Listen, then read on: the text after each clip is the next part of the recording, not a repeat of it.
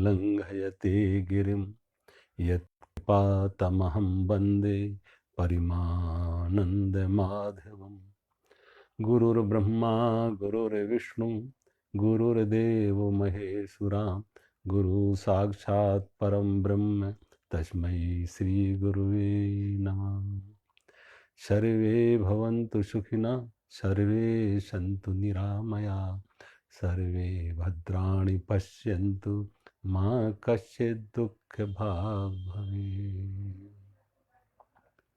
सच्चिदानंद रूपाय विश्व उत्पत्त्यादि हेतवे तापत्रय विनाशाय श्री कृष्णाय वयं नमः।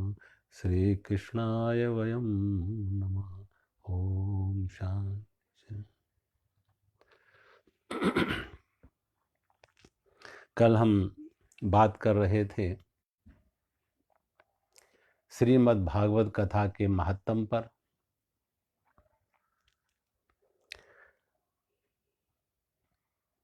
कौरव पांडवों के जो पूर्वज, जिनसे कौरव और पांडव पैदा हुए, उनके पूर्वज महाराज शांतनु। महाराज शांतनु का विवाह गंगा से हुआ और कहते हैं गंगा से पुत्र के रूप में 8 वसु हुए हैं। ये 8 वसु एक ऋषि के द्वारा श्रापित थे कि तुम मनुष्य रूप में अवतार लोगे। तो इन्होंने माता गंगा को चुना। इन वसुओं ने कहा, माँ, जैसे मेरा जन्म हो वैसे ही मुझे तुम संसार से विदा करते जाना। मनुष्य रूप में आए लेकिन साथ ही तुम संसार से मुझे मुक्त करते जाना। गंगा ने 8 वसुओं की उस प्रार्थना को स्वीकार किया। महाराज शांतनु ने गंगा के किनारे एक सुंदर युवती को देखा और उससे पूछा, आपका परिचय? उसने बताया, मेरा नाम गंगा है। उससे विवाह का प्रस्ताव रखा और जब विवाह का प्रस्ताव रखा तो गंगा ने एक शर्त रखी कि आप मेरे काम में कभी व्यवधान नहीं डालेंगे। जो मैं निर्णय करूं, जो मैं करूं, उसे आप रोकेंगे नहीं, और जिस दिन आप रोकेंगे उस दिन मैं आपको छोड़ के चली जाऊंगी। महाराज शांतनु ने गंगा की शर्त को स्वीकार किया और महाराज शांतनु के गंगा से 7 पुत्र होते और हर पुत्र को गंगा जन्म के साथ ही गंगा में प्रवाहित कर देती। ये बात महाराज शांतनु को सहन नहीं होती कि हर पुत्र को गंगा में प्रवाहित कर देती गंगा। लेकिन चूंकि शर्त यह थी कि वो गंगा के किसी निर्णय में, किसी व्यवहार में हस्तक्षेप नहीं करेंगे, प्रश्न नहीं करेंगे, इसलिए वो सहन करते गए। ऐसे 7 वसुओं की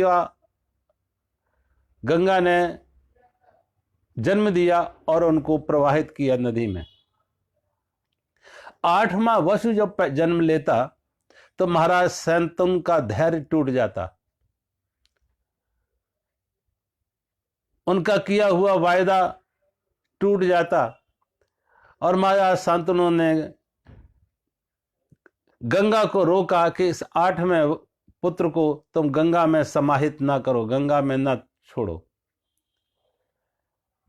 जब महाराज शांतनु ने इस 8वें पुत्र को रोका गंगा में न डालने के लिए, तो गंगा ने महाराज शांतनु कहने से उस बालक को छोड़ दिया। लेकिन जैसी शर्त थी कि जब तुम रोक टोक करोगे तो हम छोड़ कर चले जाएंगे, गंगा महाराज शांतनु को छोड़कर चले जाते।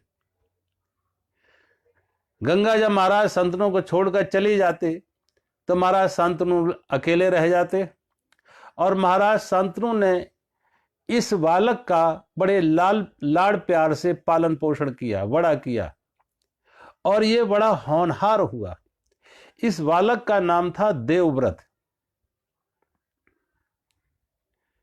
देवव्रत जवान हो गए।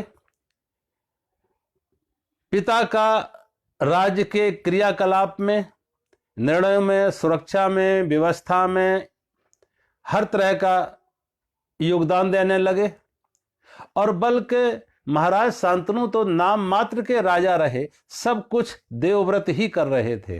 पूरा राज्य का संचालन, राज्य का निर्णय, व्यवस्था, सुरक्षा, सब कुछ देवव्रत के हाथ में था। महाराज शांतनु लगभग रिटायर जैसे थे।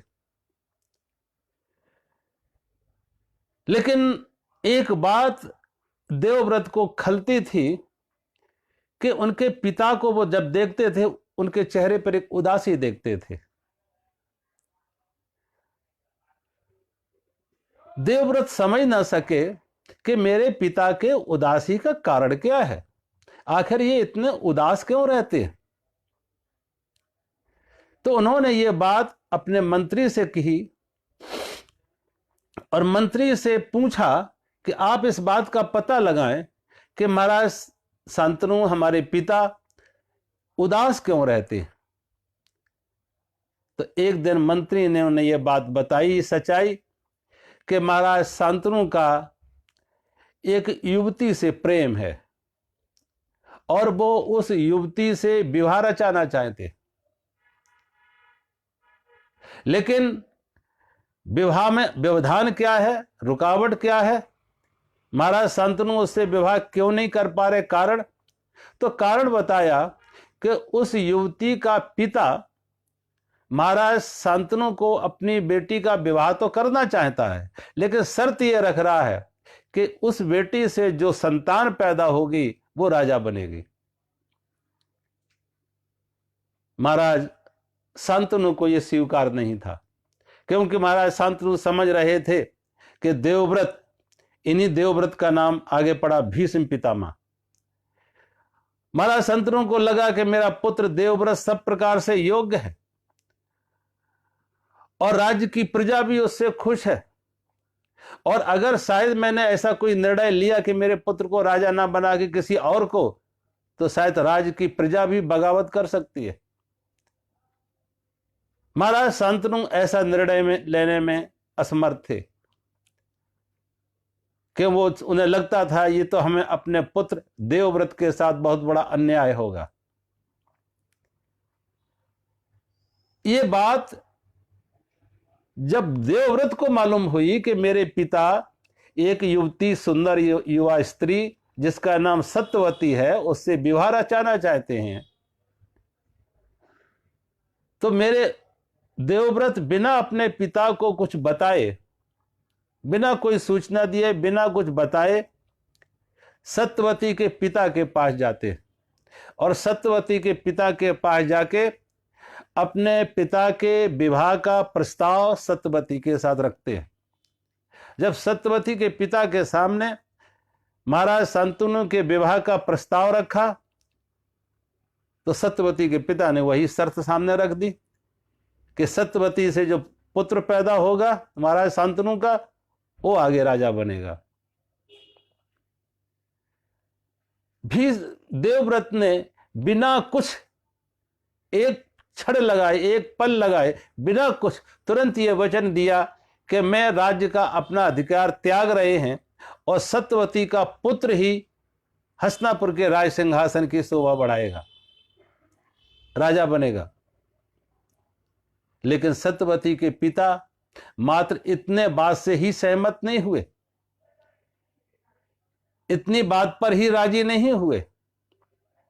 उन्होंने एक शर्त और आगे रख दी, और आगे क्या एक शर्त रख दी कि मुझे जो तुमने कहा है देवव्रत, तुम्हारी वाणी पर मुझे पूर्ण विश्वास है कि तुम अक्षर सा उसका पालन करोगे, लेकिन मुझे एक डर और है। क्या वो डर है कि तुम विवाह रचाओगे और तुम्हारी संतान महाराज शांतनु के संतान से ज्यादा बलवान होंगी, पराक्रमी होंगी, तो तुम्हारी संतानें महाराज शांतनु के संतान से राज्य का अधिकार छीन लेंगी, राज्य का उनका अधिकार छीन लेंगी, उन्हें राज्य के अधिकार से बेदखल कर देंगी, छीन लेंगी। इसलिए मुझे भय है कि तुम्हारी संतान है, तुम्हारा होने वाला कोई जो पुत्र होगा वो मेरी बेटी के होने वाले पुत्र का अधिकार ना छीने। अब ये कैसे कहा जा सके? देवव्रत ये बात कैसे कह दें कि उनका पुत्र सत्यवती के पुत्र का अधिकार नहीं छीनेगा, राज पर कब्जा नहीं करेगा? तो बड़े देवव्रत ने कहा, इसका तो एक ही उपाय है कि मैं शादी ही नहीं करूंगा, आजीवन ब्रह्मचारी रहूंगा, शादी ही नहीं करूंगा। और जब ऐसी भीषण प्रतिज्ञा की देवव्रत ने, तो यहीं से इनका नाम पड़ा भीष्म। इनका नाम पड़ा भीष्म कि ऐसी भीषण कठोर प्रतिज्ञा की। सत्यवती का पिता राजी हो जाता है कि देवव्रत के वचन पर उन्हें पूर्ण विश्वास था, ये शादी नहीं करेंगे तो संतान ही नहीं होगी, और जब संतान नहीं होगी तो सत्यवती के संतानों का राज्य पर अधिकार निर्विघ्न रहेगा, अटूट रहेगा, उसे कोई हटाया ना सकेगा।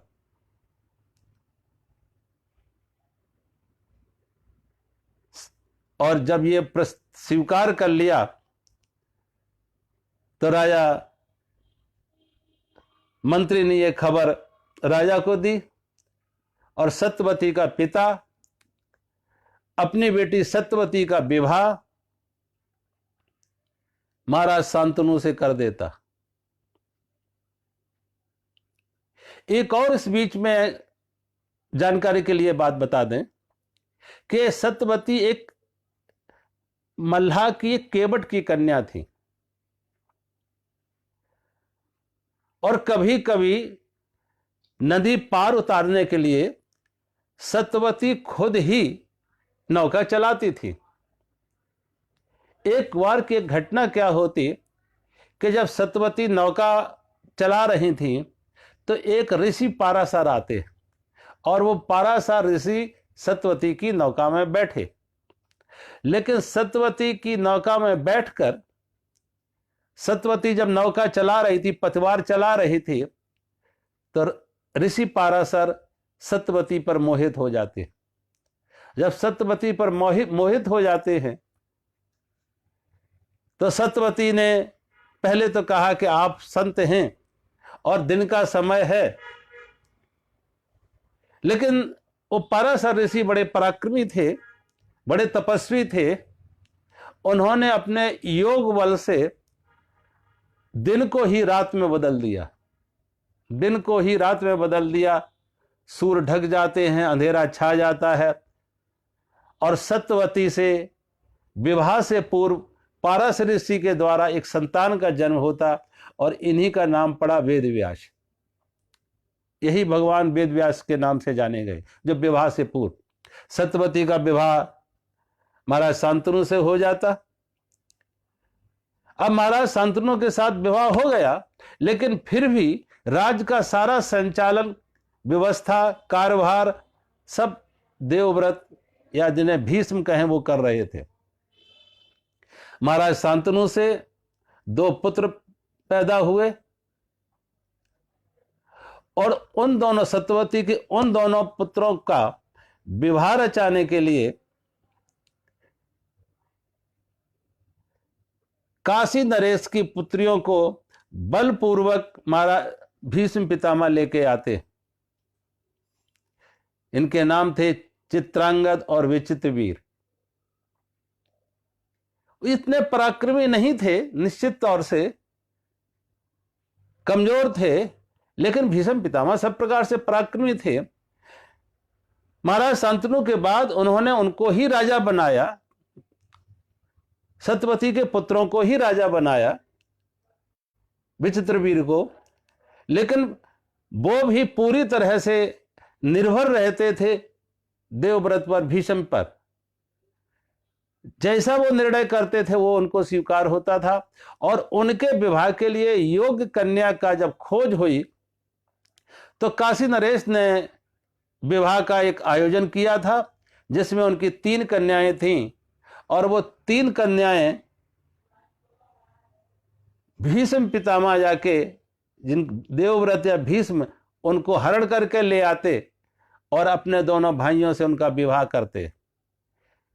एक ने भीष्म पितामह से विवाह के सामने न प्रस्ताव रखा तो भीष्म पितामह ने तो इनकार कर दिया कि मैं तो विवाह नहीं रचाऊंगा। उसको वापस काशी नरेश के पास भेजा जो शल्य से विवाह करना चाहती थी, लेकिन शल्य ने भी अस्वीकार कर दिया कि एक बार तुम्हारा हरण हो चुका है, अब मैं तुमसे विवाह नहीं रचाऊंगी। जब शल्य ने भी अस्वीकार कर दिया, भीष्म भी अस्वीकार कर दिया, तो यही वो कन्या वही थी जिसने बाद में जाके कठोर तपस्या की और शिखंडी बनके भीष्म पितामह की मौत का कारण बनी है। एक तरह से उसने भीष्म पितामह से अपने अपहरण का बदला लिया। यहीं से फिर इनकी शादियां हुई, उनसे संतान हुए धृतराष्ट्र, पांडु। यहां पे एक बात और दिखाई कि भीष्म पितामह बड़े पराक्रमी थे और चूंकि खुद शादी की नहीं थी, उसके बाद धृतराष्ट्र हो जाते। अब धृतराष्ट्र के भी वो पितामह ही हुए। धृतराष्ट्र पांडु के तो एक तरह से ताया जी हुए, लेकिन कौरव पांडवों के वो पितामह थे। अर्जुन, भीम, नकुल, सहदेव, युधिष्ठिर के वो पितामह थे, दुर्योधन, दुशासन के वो पितामह थे। इसलिए महाभारत में उनको भीष्म पितामह के नाम से जाना गया। भीष्म पितामह ने प्रतिज्ञा की थी कि वो अपना सारा जीवन हस्तिनापुर राज्य की सुरक्षा के लिए लगाएंगे। राजा कोई भी हो, जो भी राजा बनेगा, जो भी उस राज सिंहासन पर बैठेगा, उस राज्य की सुरक्षा के लिए वो अपना योगदान देंगे।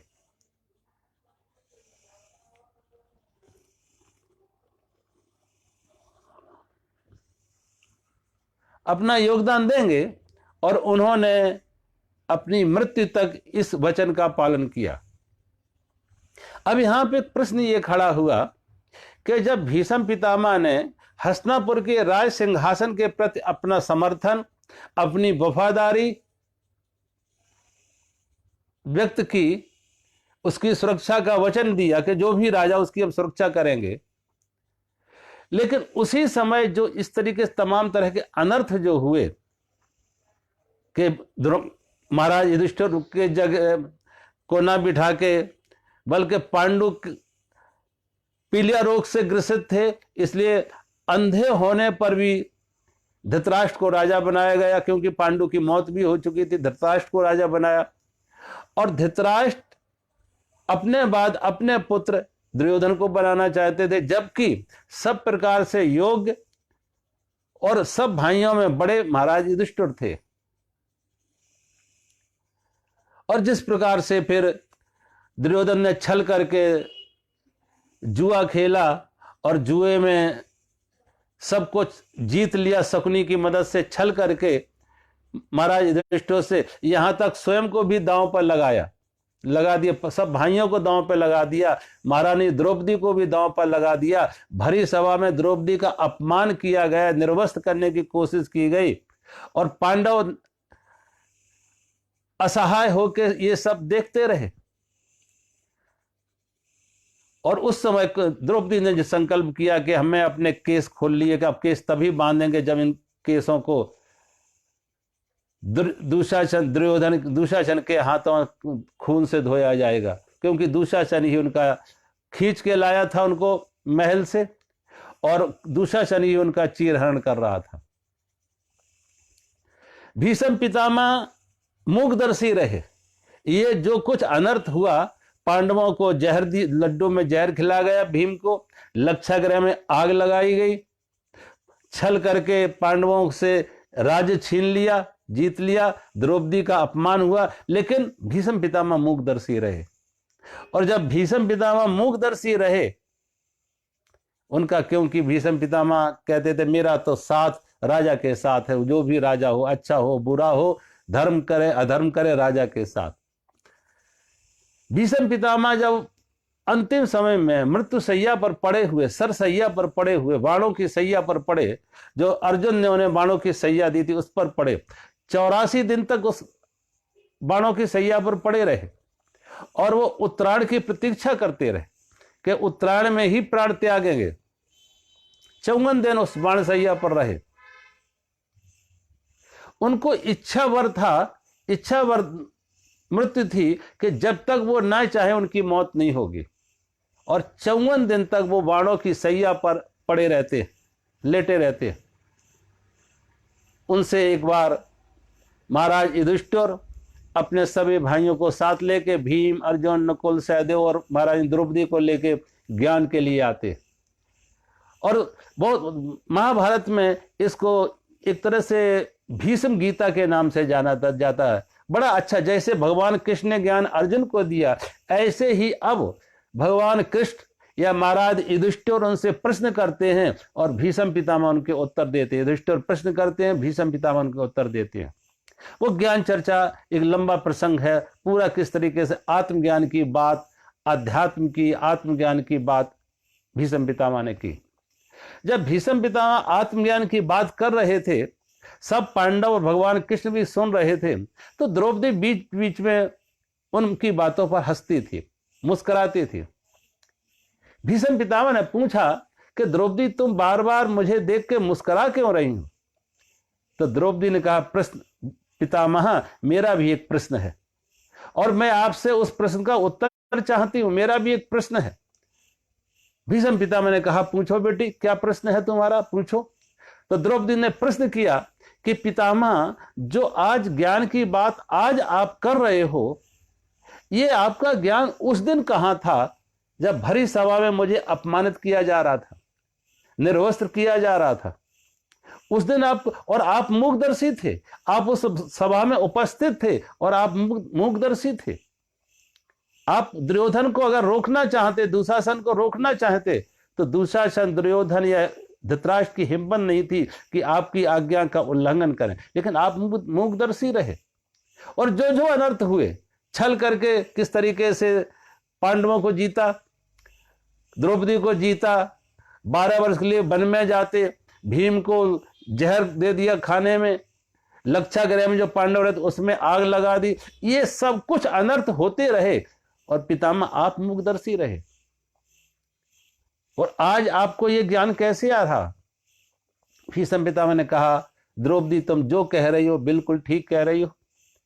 मैं दोषी हूं, मैं अपराधी हूं, लेकिन उस समय मैंने दुर्योधन का अन्न खाया था, धृतराष्ट्र का अन्न खाया था, मेरी बुद्धि भी मलिन हो गई थी। मैं ठीक से निर्णय नहीं कर पाया, धर्म अधर्म का निर्णय नहीं कर पाया।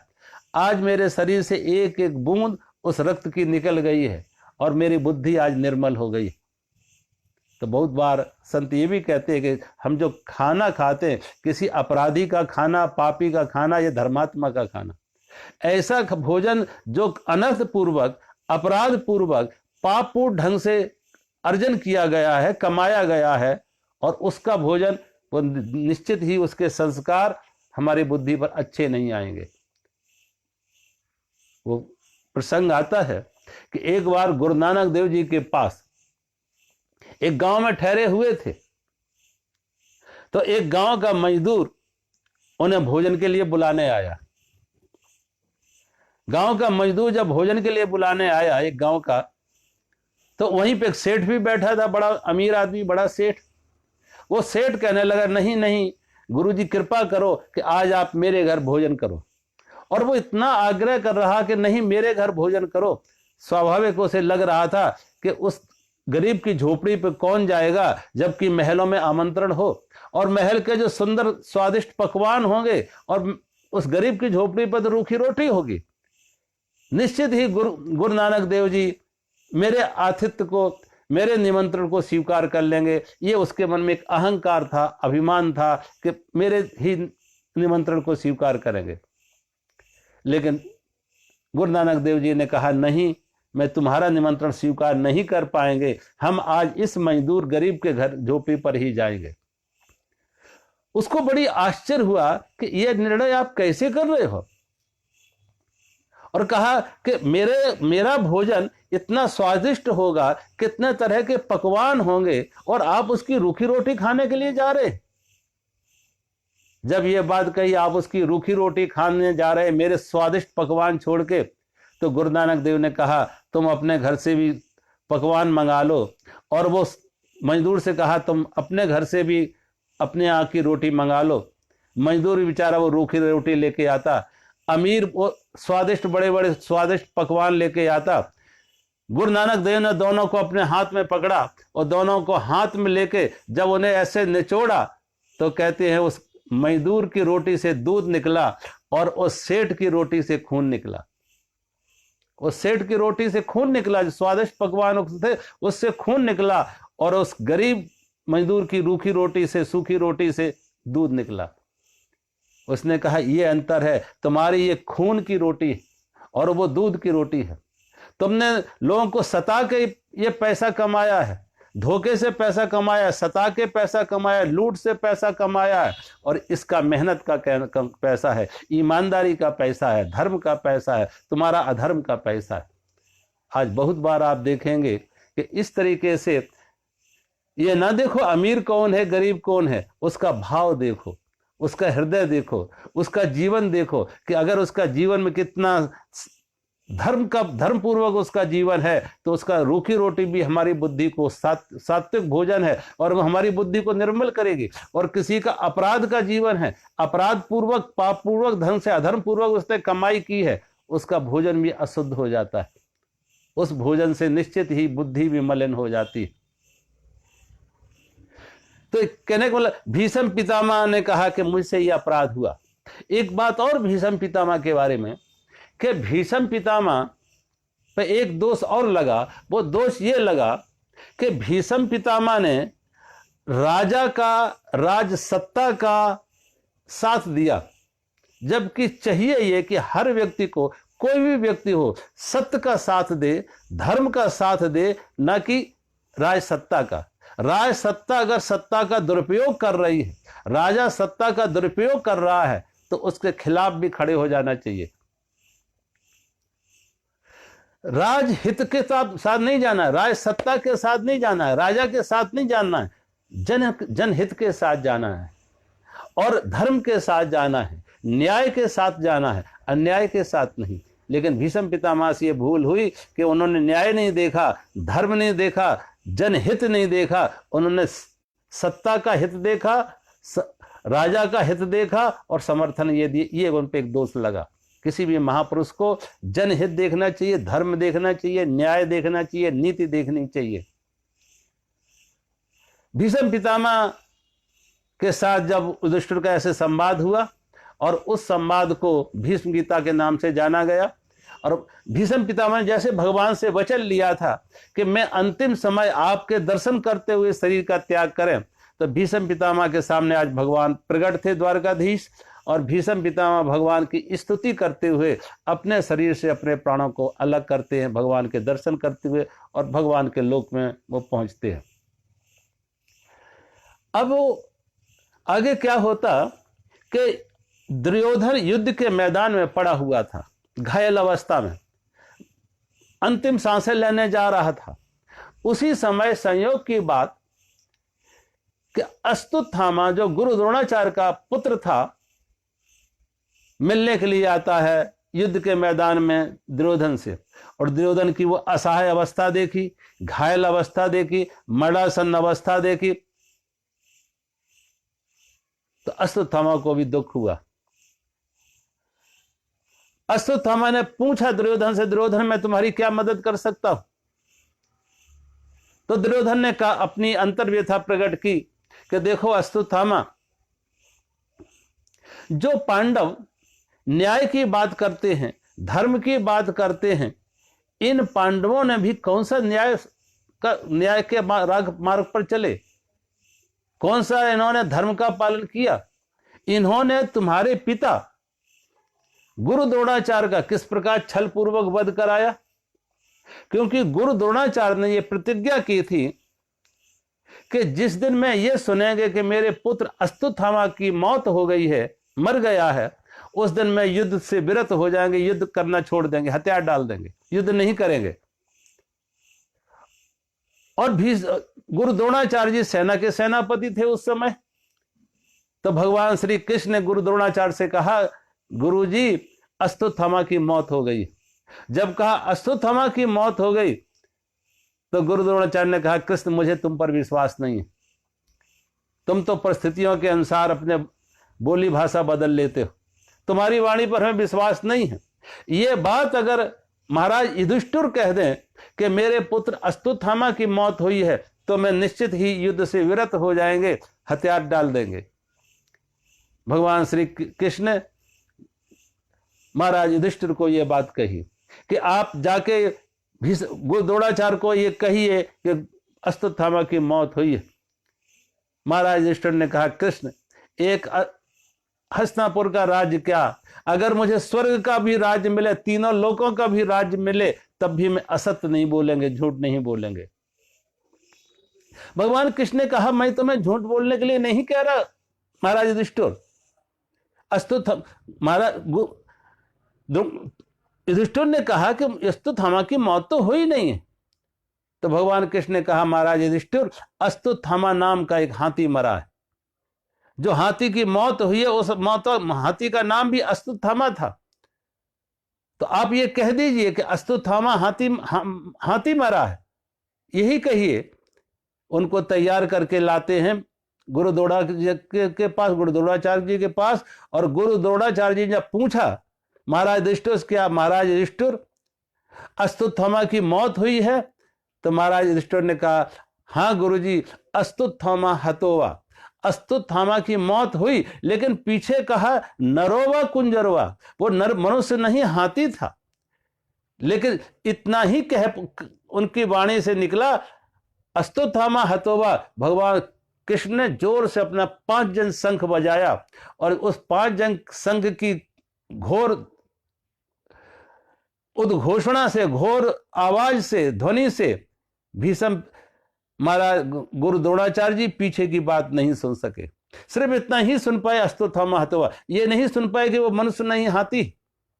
इससे पहले भगवान श्री कृष्ण ने शंख बजा के घोल गर्जना कर दी, इतनी तीव्र आवाज कर दी कि पीछे की बात गुरु द्रोणाचार्य सुन ना सके।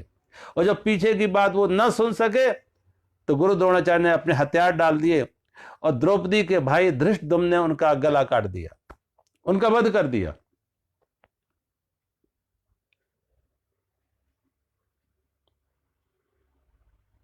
जब उनका वध कर दिया तो यही बात अश्वत्थामा को दुर्योधन ने याद दिलाई कि देखो तुम्हारे पिता के साथ किस प्रकार से छल करके गुरु द्रोणाचार्य जी का वध किया गया।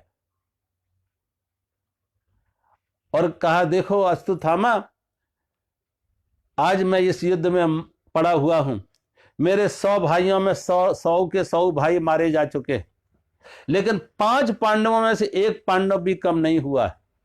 अगर तुम मेरे लिए कुछ कर सकते हो तो मैं तुमसे इन पांडवों की मौत मांगते हैं, इन पांडवों के सिर मांगते हैं। जब ये बात दुर्योधन ने अश्वत्थामा को कही तो अश्वत्थामा ने प्रतिज्ञा की कि मैं आज 5 पांडवों के सिर काट के तुम्हारे सामने ला रहे। अर्धरात्रि को किसी प्रकार चुपचाप ये अश्वत्थामा पांडवों के महल में प्रवेश कर जाता। और जब पांडवों के महल में प्रवेश कर जाता तो भगवान श्री कृष्ण अर्धरात्रि को ही इन 5 पांडवों को अपने साथ ले जाके नदी के किनारे ले जाते। 5 पांडवों को अश्वत्थामा प्रवेश किया पांडवों के महल में तो उसे देखा कि 5 स्वस्थ हृष्ट पुष्ट बलवान सोए हुए हैं बड़े पलंग पर, एक ही बड़े महल में। अश्वत्थामा को लगा ये 5 पांडव हैं। उनके बलशाली शरीर, हृष्टपुष्ट शरीर, पराक्रमी, उनके चमकते हुए चेहरे, लगा ये 5 पांडव हैं। अपने हाथ में लिए हुए तलवार से इस अश्वत्थामा ने उन 5 के सिर काट दिए। और उन 5 के सिर काट के जब दुर्योधन के पास पहुंचा तो दुर्योधन ने वो सिर देखे तो दुर्योधन भी सिर पीटने लगा कि अश्वत्थामा ये तूने क्या किया। ये पांचों पांडव नहीं है, ये तो पांच द्रौपदी के पांच पुत्र हैं। ये पांचों पांडव नहीं, ये तो द्रौपदी के पांच पुत्र हैं। और तुमने लगता है हमारे कुल का सदा के लिए दिया बुझा दिया, जिनसे हमारा कुल चलता, परम परिवार चलता, वो भी तुमने। एक बार तो दुर्योधन भी बड़ा दुखी होता। अब उसने जब ये अपराध कर दिया तो अपनी सुरक्षा के लिए भागा।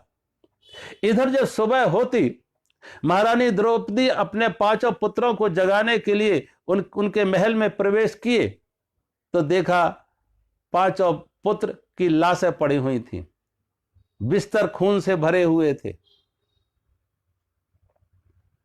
एक क्षण तो द्रौपदी मूर्छित होकर गिर जाती, चीख निकलती उनके मुंह से, मूर्छित होकर गिर जाती। उनकी चित्कार सुन के महाराज युधिष्ठिर आ जाते, अर्जुन आ जाते, भीम आ जाते। और जब ये भयावह दृश्य देखा, पांच पुत्रों की पड़ी हुई लाशें, तो अर्जुन ने प्रतिज्ञा की कि जिस किसी ने द्रौपदी के इन पांच पुत्रों की हत्या की है, आज सूर्य अस्त होते होते हम उसका वध करेंगे। और अगर उसका वध ना कर सका तो मैं स्वयं भी आत्मदाह कर लेंगे। भगवान कृष्ण ने अर्जुन को सारी बात बताई कि किस प्रकार अश्वत्थामा के द्वारा द्रौपदी के इन पांच पुत्रों की हत्या हुई है। भगवान श्री कृष्ण रथ पर बैठ अर्जुन को लेके अश्वत्थामा का पीछा किया। अश्वत्थामा ने अर्जुन के ऊपर ब्रह्मास्त्र का प्रहार किया तो अर्जुन ने भी अश्वत्थामा के ऊपर ब्रह्मास्त्र का प्रहार करके उसको निरस्त किया और उसे बंदी बना लिया। उसके केस पकड़ के अर्जुन द्रौपदी के पास लाते। जब द्रौपदी के पास लाते हैं, द्रौपदी से कहा, बताओ द्रौपदी, ये तुम्हारी पांच पुत्रों का हत्यारा, इसके साथ क्या व्यवहार किया जाए, कौन सा ऐसे दंड दिया जाए। निश्चित ही मृत्यु दंड इसे मिलेगी, लेकिन मृत्यु दंड में भी और कुछ कठोरता पूर्वक हो। कहो इसको जमीन में दफना दे जिंदा ही, कहो इसे आग में डाल दे जिंदा ही, कहो इसके शरीर के टुकड़े टुकड़े कर दूं, क्या दंड दिया जाए। जब द्रौपदी से यह बात पूछी अर्जुन ने, इसे क्या दंड दिया जाए, तो अर्जुन ने कहा, देखो मैं एक मां हूं और अपनी संतान की दुख का एहसास मुझे है कि एक मां को अपने संतान की मौत पर कैसा दुख होता है, यह मुझे एहसास हुआ है। तो मैं नहीं चाहती कि जो दुख अपने संतान का आज मुझे हुआ है, यही दुख माता गौतमी को हो, अश्वत्थामा की मां को हो। अश्वत्थामा की मां के सिर से पिता का, पति का सहारा छिन चुका है। गुरु द्रोणाचार्य जी की मौत हो चुकी है। उस बूढ़ी माता गौतमी का एकमात्र कोई जीवन का सहारा है तो उसका बेटा अश्वत्थामा। उसके जिंदा रहने का दिया एक ही प्रकाश है, दिया उसकी जीवन की रोशनी के लिए, और वो उसका बेटा अश्वत्थामा। उसके बढ़ापे का कोई सहारा है, कोई बढ़ापे की लकड़ी है तो एकमात्र उसका ये पुत्र अश्वत्थामा। और जो गुरु द्रोणाचार्य ने जो धनुर्विद्या, जो अस्त्र शस्त्र चलाना अपने पुत्र अश्वत्थामा को भी नहीं सिखाया, उससे ज्यादा वो सब कुछ ज्ञान गुरु द्रोणाचार्य जी ने अर्जुन को दिया। गुरु के ऋण से तुम भला कैसे मुक्त हो पाओगे। इसलिए द्रौपदी ने कहा, मैं नहीं चाहते हैं कि अश्वत्थामा का मौत हो, अश्वत्थामा की हत्या की जाए। भले ही इसने मेरे पांच पतियों की पुत्रों की हत्या की हो, तो मैं नहीं चाहते कि मैं इसकी हत्या की जाए, क्योंकि मुझे मेरे सामने, मेरी आंखों के सामने माता गौतमी, गुरु द्रोणाचार्य की पत्नी अश्वत्थामा की मां का चेहरा आ रहा है। उसके आंखों के आंसू मुझे दिख रहे, उसका रोता हुआ चेहरा मुझे दिख रहा है।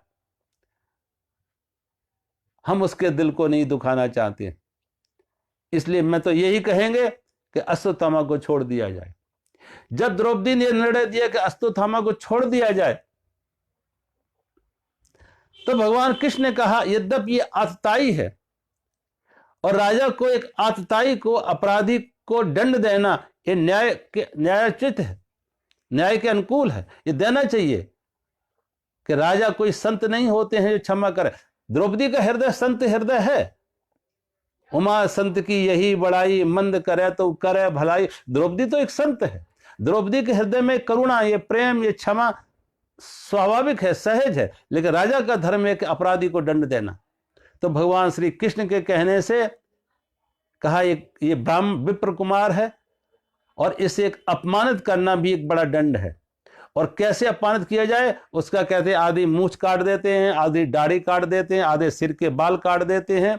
और उसके मस्तक पर एक जन्मजात मणि थी, वो भीम अपने गदे की नोक से मार के उसके सिर से वो मणि निकाल लेते और उसे अपमानित करके छोड़ दिया।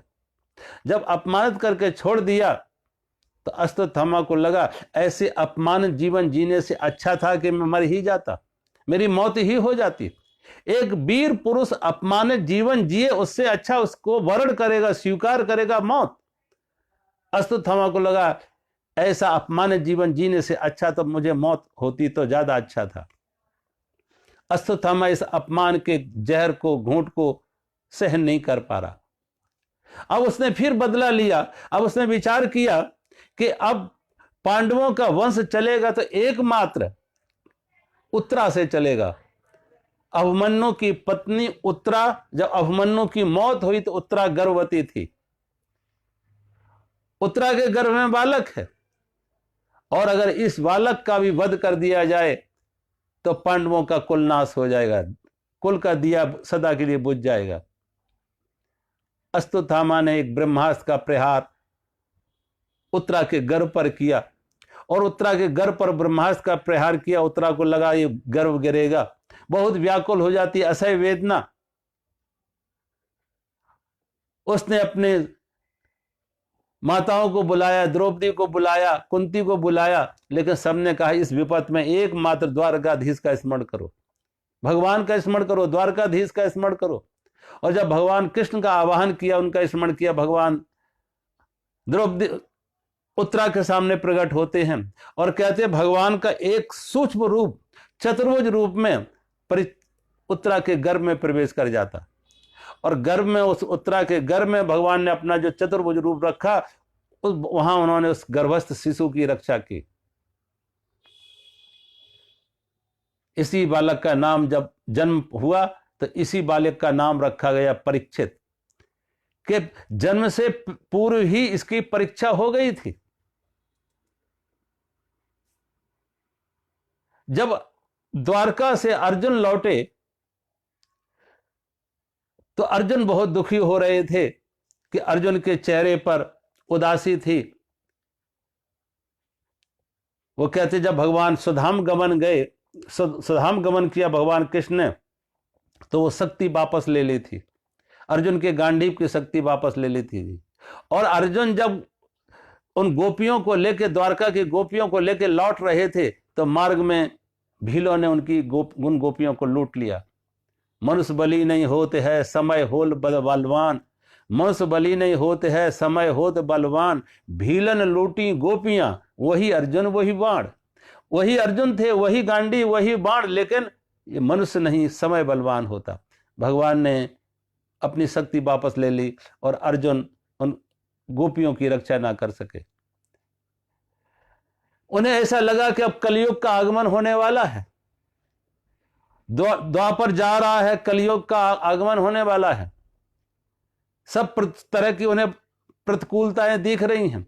उस समय महाराज युधिष्ठिर ने उत्तरा के पुत्र, अभिमन्यु के पुत्र राजा परीक्षित को हस्तिनापुर के राज सिंहासन पर बिठाया और स्वयं अपने भाइयों को, पांचों पांडवों को साथ लेके, महारानी द्रौपदी को साथ लेके और स्वर्गारोहण के लिए हिमालय में आते। जब स्वर्गारोहण के लिए हिमालय में आते हैं, हिमालय के उन उत्तुंग शिखरों की तरफ बढ़ते हुए, जो हिम आच्छादित उन कठिन शिखरों की तरफ बढ़ते बढ़ते पगडंडियों पर द्रौपदी गिर जाती। द्रौपदी आगे नहीं बढ़ सकी। महारानी द्रौपदी ने चिल्ला कर कहा महाराज युधिष्ठिर मुझे साथ लेके चलो। महाराज युधिष्ठिर ने कहा द्रौपदी तुम मेरे पास तक आ जाओ, हम तुम्हें आगे लेके चलेंगे, लेकिन सत्य के मार्ग में हम कदम पीछे नहीं उठाएंगे।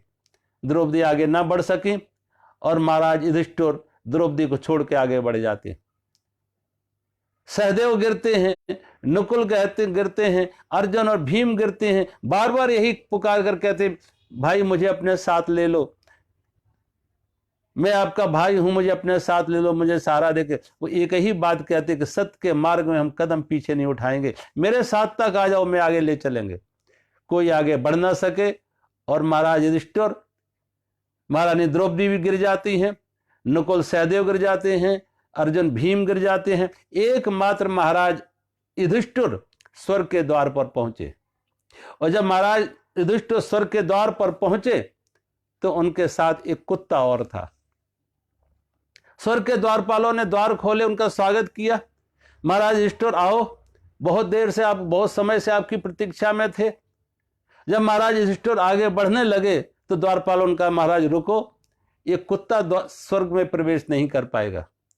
स्वर्ग का अधिकार आपको है, लेकिन इस कुत्ते को नहीं। कृपया करके आप कुत्ते को बाहर छोड़ के आप आगे बढ़िए। महाराज युधिष्ठिर ने कहा, देखो, जिन यातनाओं में, जिन कठिनाइयों में, जिस तपस्या में, जिस सत्य के मार्ग पर मेरी पत्नी मेरा साथ नहीं दे सकी, मेरे भाई मेरा साथ नहीं दे सके, इस कुत्ते ने मेरा साथ दिया। जब दुख की परिस्थिति थी, प्रतिकूल परिस्थिति थी, उस समय ये कुत्ते ने मेरा साथ दिया, और जब सुख की बेला आई तो मैं इसका त्याग कर दूं? मैं तो इस कुत्ते से भी गिरा हुआ भी बहुत ही कृतज्ञ होंगे कि एक सुख में दुख में जिसने मेरा साथ दिया, सुख की बेला में हम उसका त्याग कर दें? ये तो एक मित्र के साथ विश्वासघात जैसा होगा, ये तो असत्य का जीवन होगा। महाराज युधिष्ठिर ने कहा, नहीं, मैं इस कुत्ते का त्याग नहीं कर सकते हैं। जिसने मुसीबत में मेरा साथ दिया है, अब सुख की बेला में हम उसका त्याग नहीं कर सकते हैं। और अब तुम ये स्वर्ग के द्वार सदा के लिए बंद कर लो। महाराज युधिष्ठिर अब इस तुम्हारे स्वर्ग के लिए दोबारा नहीं आएंगे। जैसे ही महाराज युधिष्ठिर पीठ करते हैं, स्वर्ग के वो द्वारपाल सब हंसने लगते हैं। महाराज युधिष्ठिर ने पीछे मुड़ के देखा कि जो वो कुत्ता था, वो कुत्ता नहीं था, वो साक्षात धर्मराज थे, सत्य था।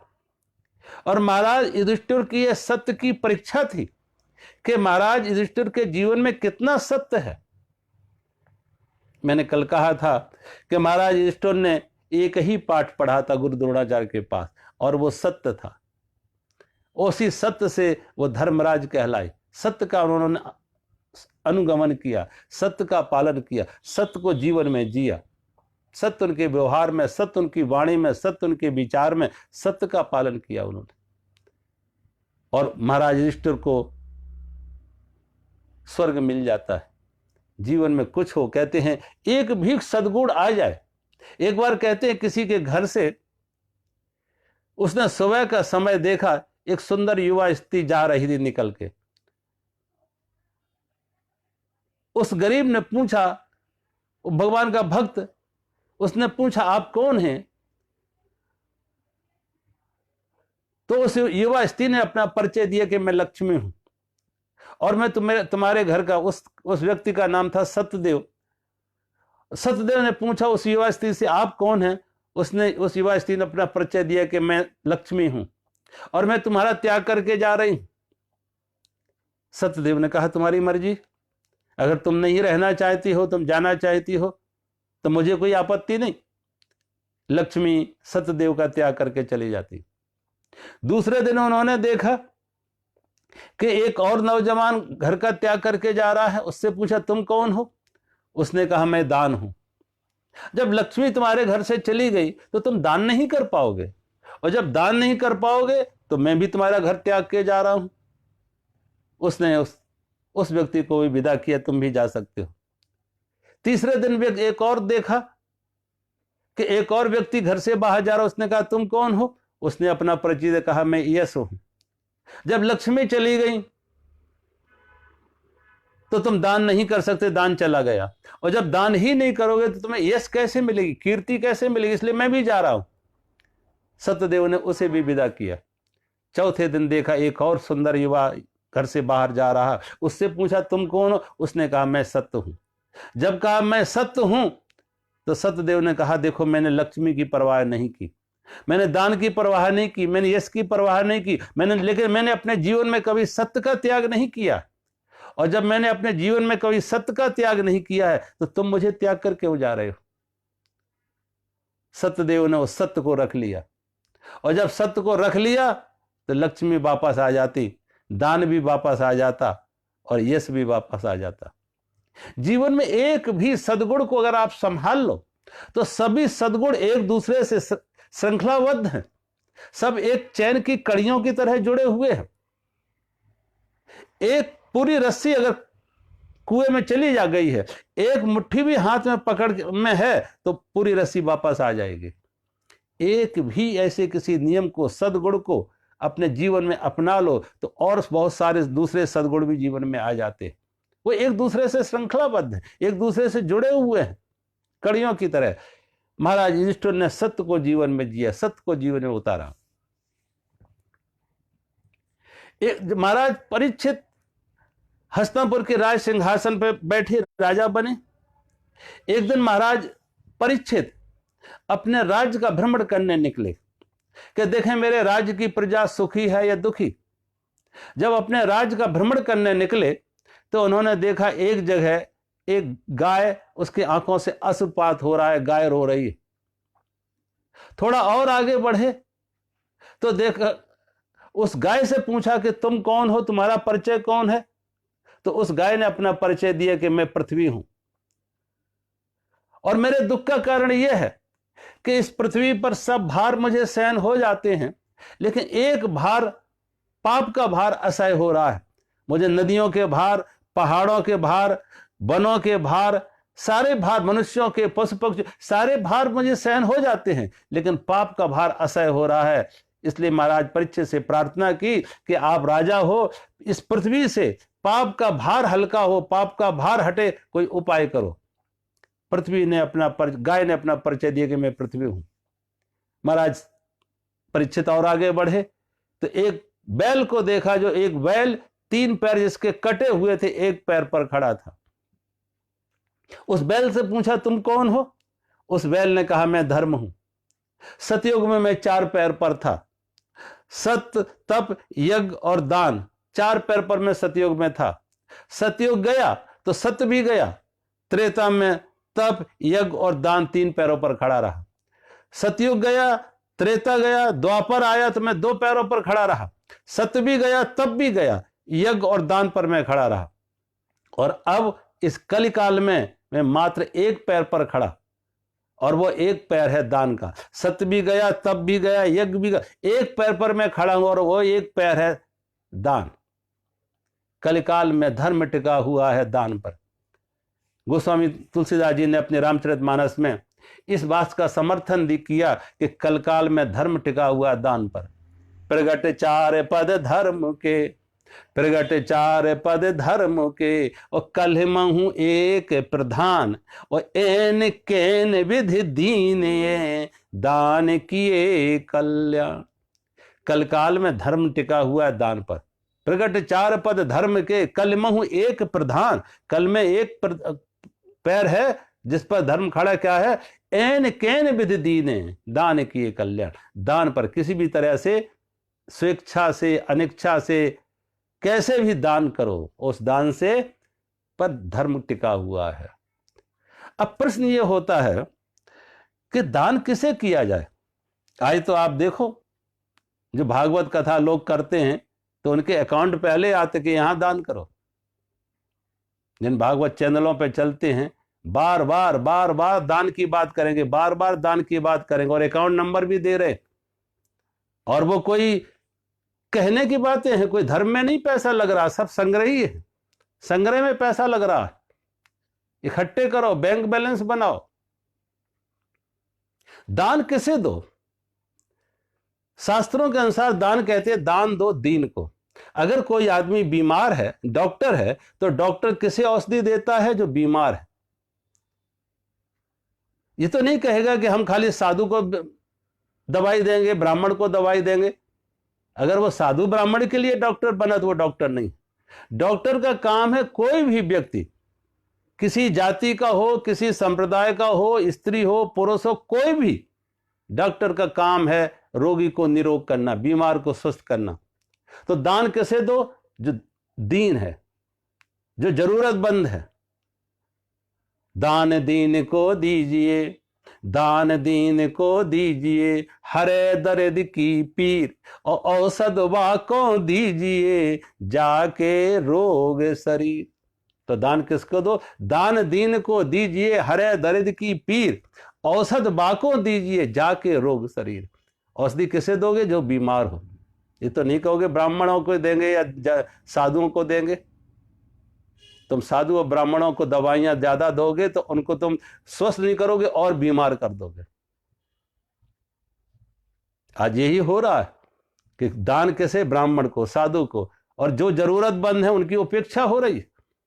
देखते हैं हमें जब लोगों के घरों में आजकल ये होते श्राद्ध कर्म, घर का नौकर भूखा रहता है 12 बजे तक, 1 बजे तक, सुबह से शाम तक जो काम में लगा घर का नौकर, वो बेचारा भूखा है। लेकिन पंडित जी खा जाएंगे तब खाना मिलेगा। और पंडित जी 4, 5, 6 घरों में खा के आ रहे, क्योंकि उनको दक्षिणा के लालच में जा रहे, इस घर में, इस घर में, उस घर में। कहाँ खाएंगे? वो तो खाने के नाम से सिर्फ दक्षिणा के लिए आ रहे। एक गिलास लेंगे और बस दक्षिणा लेके चल दिए। वो दान नहीं है, वो भोजन का दान भी नहीं है। तुम तो उसको और बीमार कर रहे हो। इन पंडितों को वो ज्यादा ओवर ईटिंग करा के, ज्यादा खिला के बीमार कर रहे हो। वो जरूरतमंद नहीं है। जो भी जरूरतमंद हो अपने आसपास, तुम्हारे घर में कोई नौकर हो, तुम्हारे आसपास हो, कोई स्त्री हो, कोई पुरुष हो, कोई बालक हो, कोई विधवा हो, किसी की कन्या की शादी, उसकी मदद कर दो। किसी घर में कोई बीमार है, उसकी मदद कर दो। किसी का बच्चा पढ़ने में अच्छा है, उसकी मदद कर दो, उस बच्चे को पढ़ाने में मदद कर दो। कन्या के विवाह में मदद कर दो। किसी घर में कोई रोगी है, उसकी मदद कर दो। अब वहां तो ऐसे लोग देखा, अनाप शनाप पैसा देंगे तो ब्याज पे। मैं कभी कभी लोगों को देखते हैं, मेरे पास ऐसे लोग आते हैं जो अच्छे समृद्धशाली व्यक्ति हैं, धन संपन्न लोग हैं, और वो जाके बिहारी जी में 5 लाख 7 लाख बंगला बनाने में, फूलों का बंगला बिहारी जी के लिए बना रहे। अपने उनके घर में जो मजदूर है, कोई बेटी है, कोई बेटा है, उनके घरों में जो बेचारे मजदूरी कर रहे जीवन भर, उनको कभी नहीं कहेंगे कि एक कमरा बना के दे दें। 1 लाख का ही कोई कमरा बना के दे दें। वहां फूलों का बंगला 5 लाख का, 2 घंटे 4 घंटे वो फूल तो कुम्हला गए, दूसरे दिन फिर, तीसरे दिन फिर वही, और फूलों के बंगले में 5-5 लाख रुपए लोग दे रहे। उन्हें ये भूल ही बैठे कि वो बिहारी, वो परमात्मा, वो भगवान कृष्ण उस गरीब की झोपड़ी में भी है। अगर वो गरीब की झोपड़ी में ना होता, सोचो, तो दुर्योधन का महल नहीं छोड़ता वो भगवान कृष्ण। दुर्योधन की मेवा त्यागी साग विदुरगर खायो। दुर्योधन की मेवा छोड़ दी और कहां भगवान कृष्ण गए? विदुर के घर। दुर्योधन के महल को अस्वीकार किया, लेकिन कहां उन्होंने अपना विश्राम लिया? जाके विदुर की झोपड़ी में। तो परमात्मा महल नहीं देखता है, परमात्मा जाति नहीं देखता है, परमात्मा पात्रता देखता है कि पात्रता है कि नहीं, जरूरतमंद है कि नहीं, भाव है कि नहीं। तुम्हारे आसपास जो भी हो, वो जरूरतमंद जो है उसकी मदद करो। उसके दिल से जो दुआ निकलेगी, सच्चे अर्थों में वो प्रार्थना है, और वो भगवान स्वीकार करती है। उससे तुम्हारा मंगल होगा। और जो गले तक खाए हुए उन्हीं को खिला रहे हो, जो धन संपत्ति में डूबे हुए उन्हीं को और धन संपत्ति उड़ेल रहे हो, उनको देने का कोई कारण नहीं। ये धर्म को धंधा ना बनाए या जरूरतमंद को। तो दान दो, लेकिन दान किसे दो? जरूरतमंद को दो। जो भी जरूरतमंद है उसे दान दो। आप देखो, वृक्ष में फल आते हैं तो वृक्ष झुक जाते हैं अपने फल देने के लिए, और वृक्ष हरे भरे रहते हैं। जो अपने फलों को छिपाते हैं जमीन में, आलू, शकरकंद, मूली, गाजर, वो पौधे भी नष्ट हो जाते हैं और फल भी ले लिए जाते हैं। जो देने के लिए झुक जाते हैं स्वेच्छा से, उस हरे भरे रहते हैं। और तुम आज नहीं दोगे तो भगवान की कृपा है कि हमको ऐसे रखा है। बात उल्टी होती कि हम ऐसे होते। आज हमें देने का भाव है कि हम दाता बनने का सम्मान पा रहे हैं, कल भिखारी बनने का अपमान भी हो सकता था। ये तो भगवान की कृपा है कि मेरे हाथों से दिला रहा है। और हम कौन थे? हम तो खाली हाथ आए तो जाएंगे भी खाली हाथ। हम कौन थे? वो तो उसकी कृपा है कि उसने हम पर कृपा की कि मेरे हाथों से दिल। हम पोस्टमैन से ज्यादा नहीं हैं। और पोस्टमैन किसी को माइंडर ला के देता तो इस अहंकार से नहीं देता कि मैं दे रहा हूं, उसे मालूम है कि मैं नहीं दे रहा, देने वाला उसका कोई अपना है जो भेज रहा है, मेरे हाथों से दिलाया।